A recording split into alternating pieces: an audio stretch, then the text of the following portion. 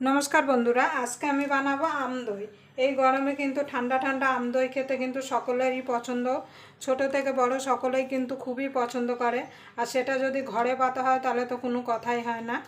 আমি কিভাবে আম দইটা পাতি তার জন্য আপনারা পুরো ভিডিওটা দেখবেন। আশা করি আপনাদের ভালো লাগবে। যদি ভিডিওটা দেখে আপনাদের ভালো লাগে তাহলে অবশ্যই একটা লাইক করবেন, শেয়ার করবেন আর চ্যানেলটা সাবস্ক্রাইব করে নেবেন। আর পাশের বেল আইকনটা অবশ্যই বাজিয়ে দেবেন আমি যখন কোনো নিত্য নতুন রেসিপি আপলোড করব সবার আগে পাওয়ার জন্য।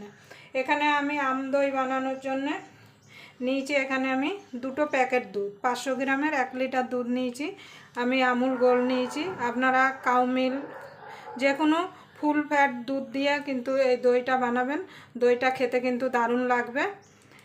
এখানে আমি একটা কড়াই নিয়েছি, কড়াইতে একটুখানি জল দিয়ে দিয়েছি। এবার দুধ দুটো কেটে আমি প্যাকেটটা কেটে আমি কড়াইতে ঢেলে দেবো।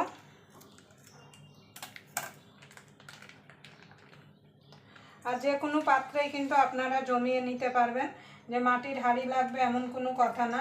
স্টিলের বাটি বলুন, কাচের বাটি বলুন, যে কোনো পাত্রেই কিন্তু আপনারা এই দইটা জমিয়ে নিতে পারবেন। তারপরে ফ্রিজে রেখে ঠান্ডা ঠান্ডা এই দইটা খেতে কিন্তু অসাধারণ লাগে। আমার ছেলের খুব পছন্দের দই। কতদিন ধরে বলছে করাই হচ্ছে না টাইমের জন্য।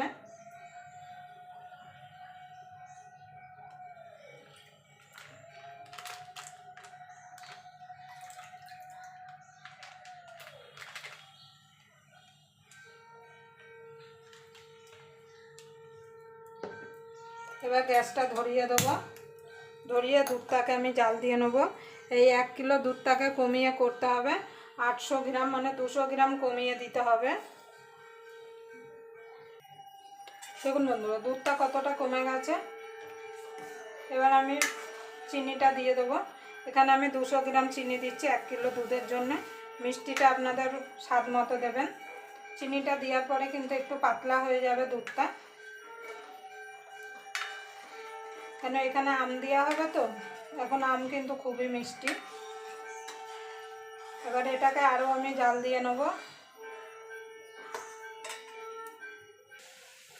দেখুন বন্ধুরা দুধটা দেখুন কতটা কমে গেছে। এবার আমি গ্যাসটা নিভিয়ে দেবো, নিভিয়ে দুধটাকে ঠান্ডা করে নেব।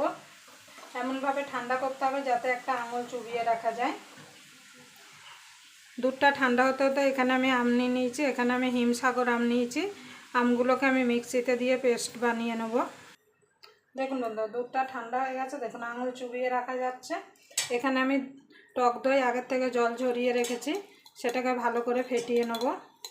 অবশ্যই কিন্তু জল ঝরিয়ে নিতে হবে।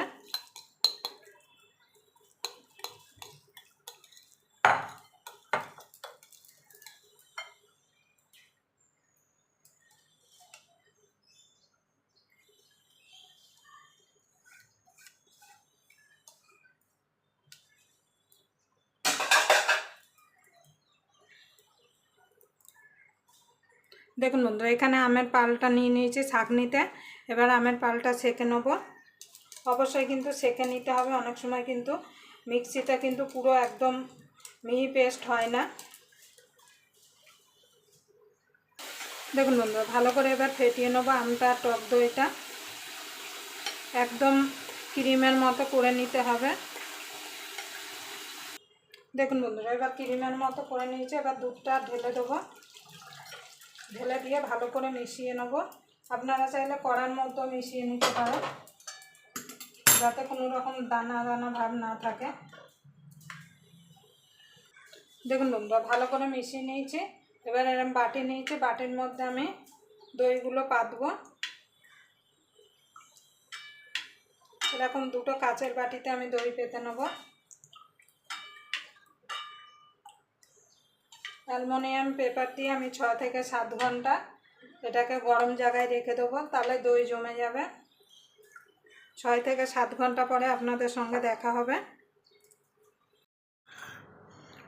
দেখুন বন্ধুরা আম দইটা 6 ঘন্টা হয়ে গেছে, আর 1 ঘন্টা মতো আমি ফ্রিজে রেখেছিলাম। দেখুন কত সুন্দর দেখুন জমে গেছে। দেখুন দেখুন কাত করলেও কিন্তু পড়ছে না। আপনারা অবশ্যই এইভাবে আম দই বাড়িতে বানিয়ে নেবেন। এই ঠান্ডা ঠান্ডা আম দই খেতে কিন্তু দারুণ লাগে। ছোট থেকে বড় সকলেই কিন্তু খুবই পছন্দ করবে। দেখুন কত সুন্দর দেখুন জমেছে।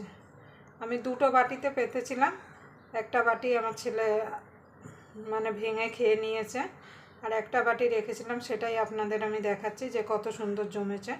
দেখুন দেখুন কত সুন্দর জমেছে দেখুন। এবার আমি কেটে দেখাচ্ছি। দেখুন